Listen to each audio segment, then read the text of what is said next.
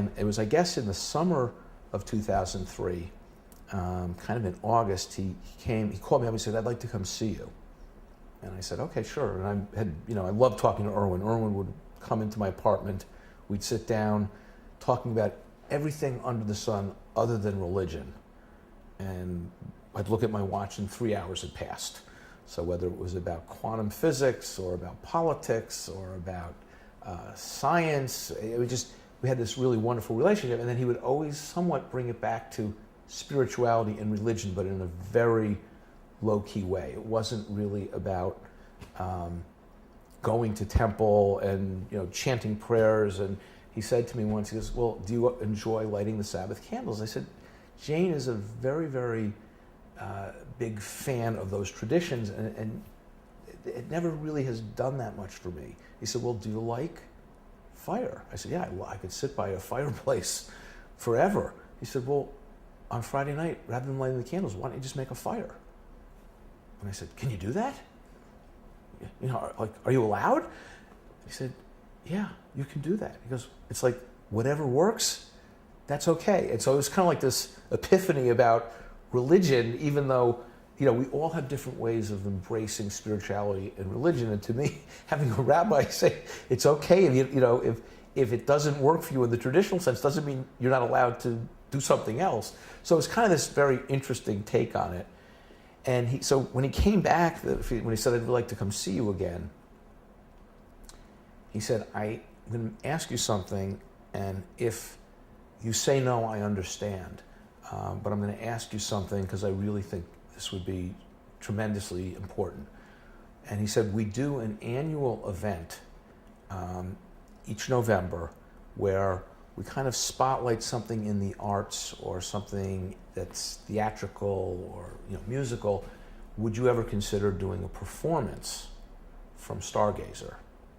And I was kind of shocked and said, "Wow, I never even remotely thought about it." He said, he goes, I think it would be terrific, and it can be as informal as you want, but he goes, I really think this is exactly what we're trying to do, because we as Jews don't understand this story.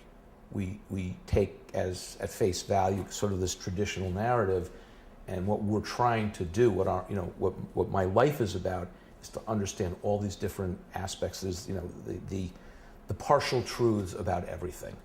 I think, didn't Owen Kula say that crossing borders was the key to wisdom, something like that? Wasn't that his quote about this? Yeah, and crossing borders and being willing to take risks in crossing borders, which, believe me, putting this, doing the show has probably felt like the riskiest thing I had ever done. Who was the person that, when he said we put on an event, who's we? Well, Erwin runs an organization known as CLOW, which is the Center for Learning and Leadership, which is the leading, or certainly one of the leading Jewish think tanks. And what they do is they actually come up with curricula for rabbinical students. So these are the small group of rabbis that teach rabbis. And while there are various different organizations, but the fact that we had a Jewish Jewish group that was willing to take a look at the darkest moment in the Catholic Church, or one of the most one of the darkest moments, to me was fascinating. So all of a sudden, we had the Sloan Foundation, sort of the highest level of science and and education, with a Jewish think tank wanting to take a fair and unbiased look at Galileo and the Catholic Church. To me was, talk about crossing borders. We were moving in 4 directions at once. So that was kind of the moment I said, this is really it doesn't get more interesting than this. To just go in to do what would be considered an apologist's version to defend the Catholic Church on Galileo would have no interest to me.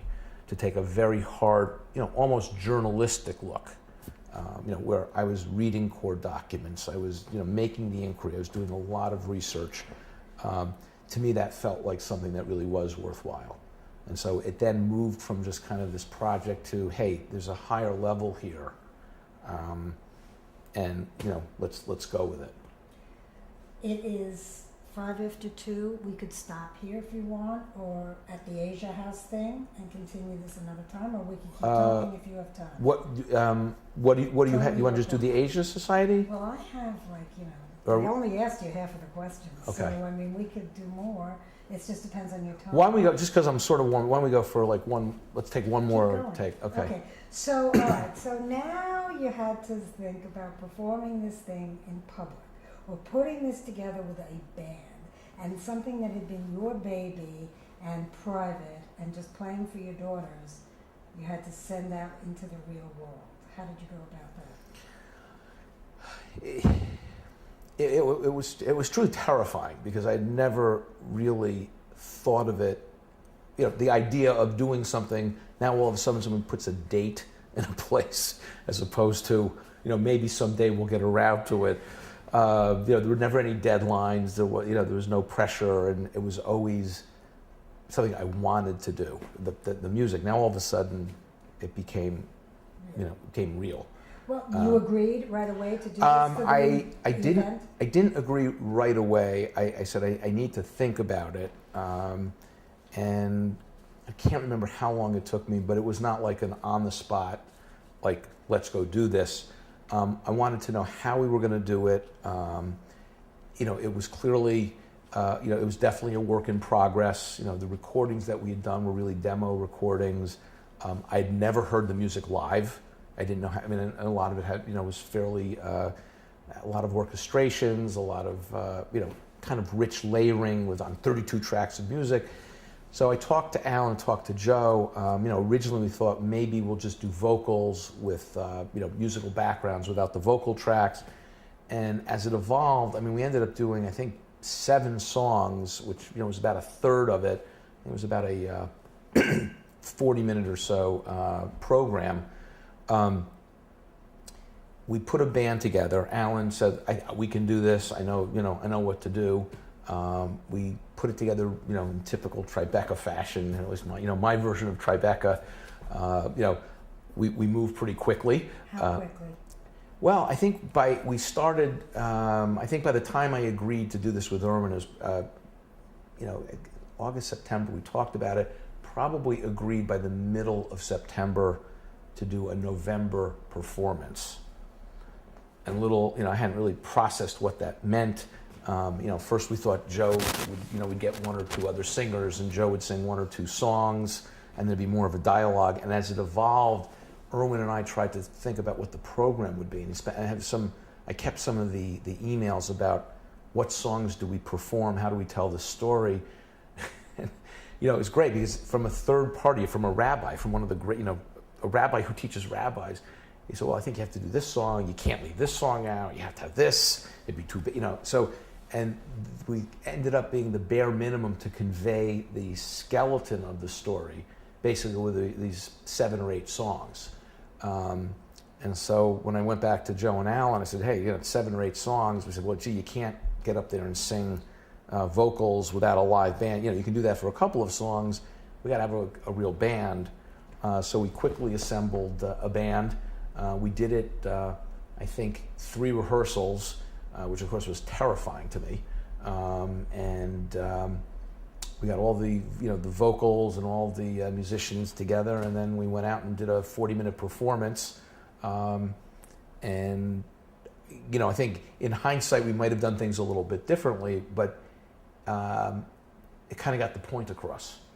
It was an evening that also included a discussion about science and religion and this performance, but it ended with the performance, right? The discussion was first?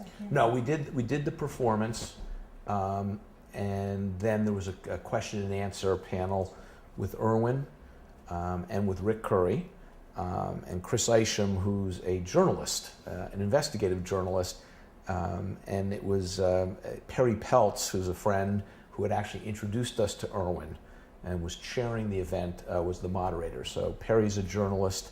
Chris is a pretty serious investigative journalist. Dorn Weber unfortunately had a prior commitment, or I would have loved to have had him on the panel.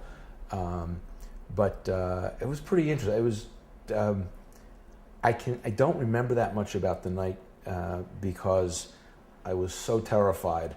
And it was, talk about feeling exposed and vulnerable. But, I think I'm glad we did it. I halfway through the performance, I said, why did I, what was I thinking? Was it like an out-of-body experience? Totally out of body. Because every musician that I've ever talked to, and I've talked to all of them over 35 years, even when they're on stage performing, even when they know they're the greatest guitar players in the world, or they've had huge accolades and acclaim, they say it's an out-of-body experience just to even be on stage half the time when it's really clicking. Yeah, it was, in fact, Alan and Joe Lynn wanted to know if I would perform and be part of the band.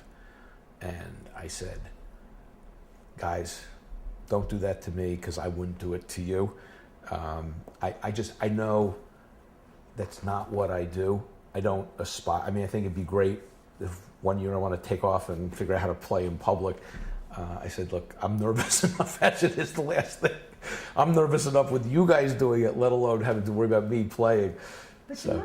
you must have felt confident or comfortable enough in that you had gotten some kind of feedback that it was good, even if it was just me saying I thought Save the World was a hit, which I still think it could be. And Alan put the band together, and were you involved at the rehearsals? Did you see?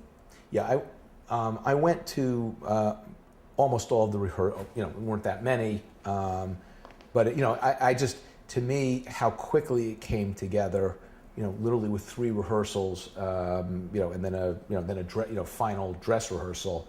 I just couldn't understand how people could physically learn how to do this, and it actually came together pretty well. It wasn't 1 or 2 things that we could have made better, but it's particularly on the harmonies to do live with only having 3 sessions. It's one thing if you're in the studio and you can do it over. It's another thing to do it live. So, but I think it's important. It truly got the point across, and all of a sudden, out of the, I guess, 400 or so people that were there, people became kind of excited about it, including someone who came at the last minute, who wasn't supposed to be in the audience, but I invited that day, a fellow by the name of Giorgio Finara. Okay, so this brings us to the next step. So, what did Giorgio Finara say to you, and why was he there? Giorgio is a good friend of a very close friend of ours, Charlie Gargano, and we had been talking to Giorgio about doing the Tribeca Film Festival in Rome, and he happened to be in New York, and Charlie was supposed to come that night, but couldn't make it, and we said, hey, Giorgio, why don't you come? We're doing this event, you'll come as our guest. So Giorgio showed up. To be honest, I don't even really remember him being there.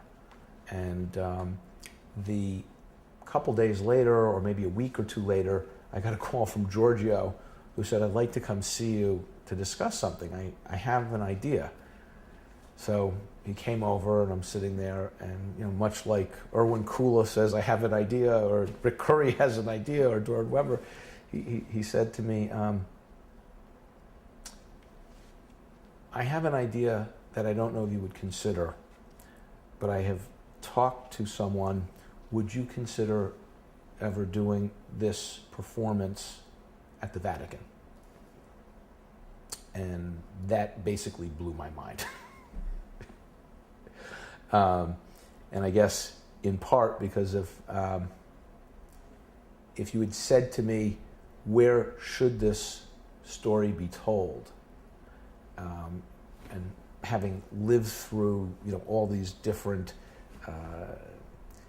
the experiences, the events, the whole intrigue, it really said this should be played at the Vatican. But in a million years, I would never have even thought to say, let's go try and put this on at the Vatican. What was the official church position on Galileo in 1992? Didn't Pope John Paul II come out with some sort of statement saying they were wrong about it? In 1979, the church formed a commission. It's the Pontifical Academy of Science formed a commission to study in depth the Galileo affair. And literally all of the great scholars from 1979